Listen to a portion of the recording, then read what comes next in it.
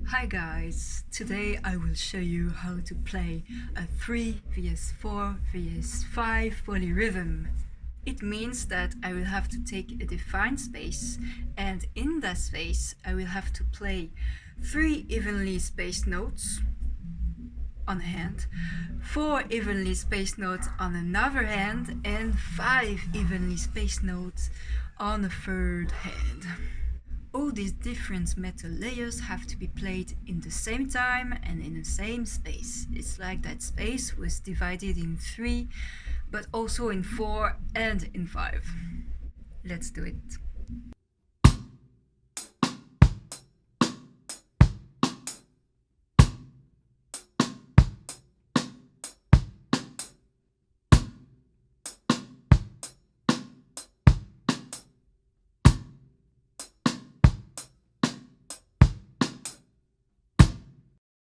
Oh girl, that was pretty slow, wouldn't you say? It's kind of boring, yeah? We want fast. Play it faster, please. Now I will tell you the secret of how I can play such a polyrhythm, and especially why I cannot play it faster. That is because there is a common underlying subdivision that links all the different parts, and I have to relate to it and to process it in order to play my polyrhythm right and in the most precise way. You don't want to play the notes randomly. A robot or a machine could play it fast, but not me, because I'm a freaking human.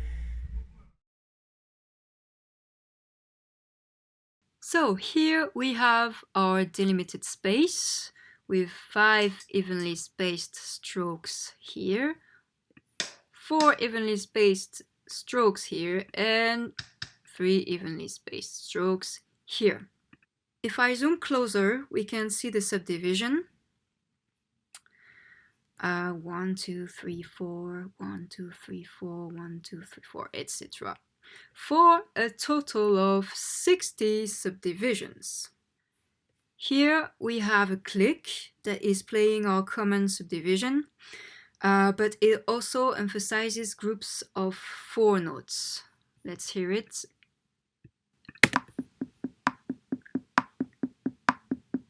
Okay. The 5 line here is playing every 12 subdivisions.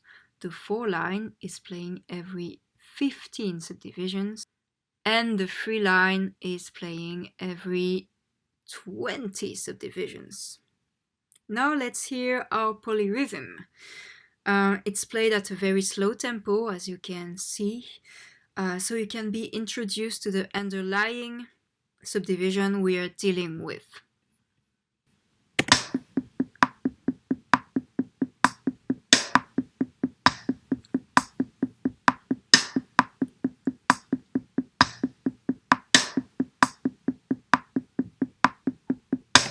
Okay, so let's speed that up a little.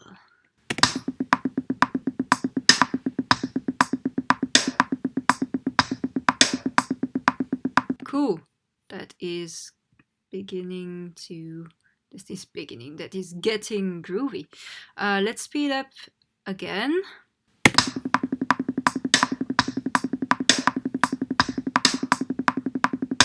Okay, so now we're getting close to the max speed a human being could play this polyrhythm, because we have to relate to the subdivision to be accurate with the strokes. And now it's becoming really fast.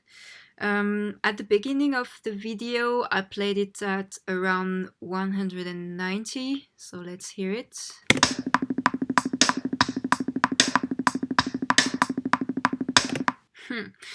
So after this point, I couldn't really play it with accuracy.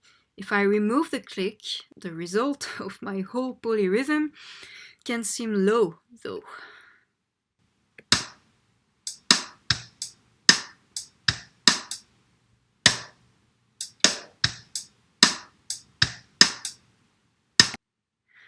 But here we've got a machine, so let's play with it. Go faster. It's not fast enough.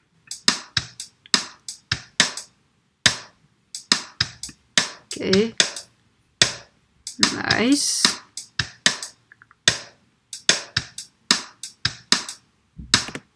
Let's hear my lines on their own, just to give it a try.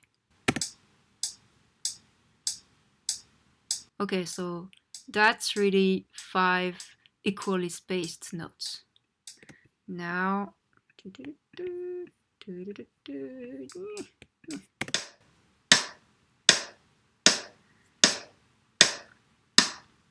that's also 4 evenly spaced notes. And now, that's really 3 equally spaced notes. Cool. Now let's play it even faster. Like.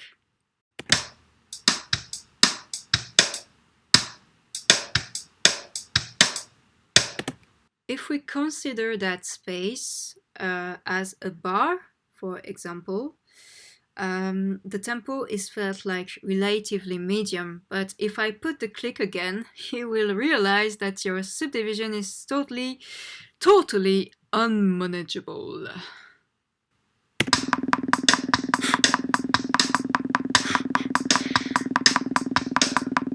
Oh my gosh. So, plus, it's not that an interesting thing to hear, don't you think? Like, if I remove the click, it's almost like an arrhythmical rhythm, but we perceive it this way simply because we cannot perceive the real underlying subdivision of it. Now let's get back to our original tempo.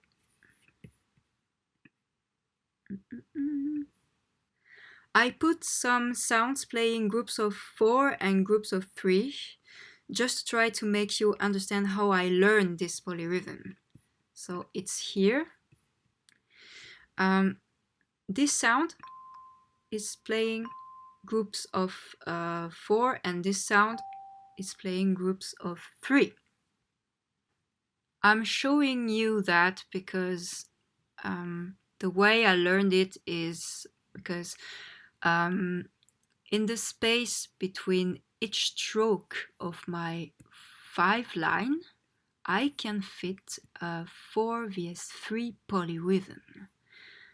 And I just think about it in order to play my whole polyrhythm. And each stroke of my polyrhythm is actually played on one of those sounds. So let's hear it.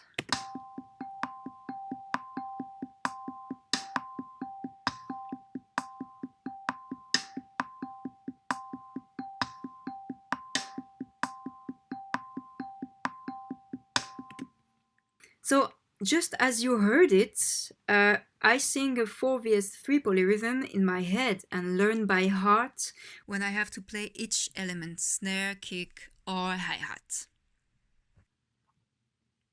I would like to add that we can consider this space as a bar, but we could also consider this space as a beat within a bar. So if it's just a beat, I let you imagine the subdivision of the whole bar. So I hope this video would have given you food for thoughts, and see you next time very soon. Cheers.